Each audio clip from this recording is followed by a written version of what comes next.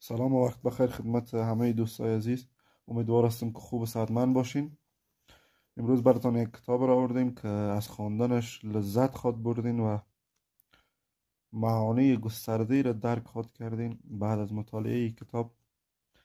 دیگه امیدوار هستم که این کتاب را تهیه بکنین و با دقت مطالعه کنین. خودم که چندین بار مطالعهش کردیم. کتاب انسان کامل نوشته مرتضی مطهری که یکی از آثار بسیار زیاد گرانبهای است که در زبان فارسی وجود داره و شما را تهیه بکنین و مطالعه بکنین. انشالله که پشیمان نمیشین. ما خودم اینو چندین بار مطالعهش کردیم و این کتاب از یک دوستم است. حتی دلم نمیشه که برش پس بدمش. کتاب قدیمی است، یعنی خیلی تاریخ خوب داره.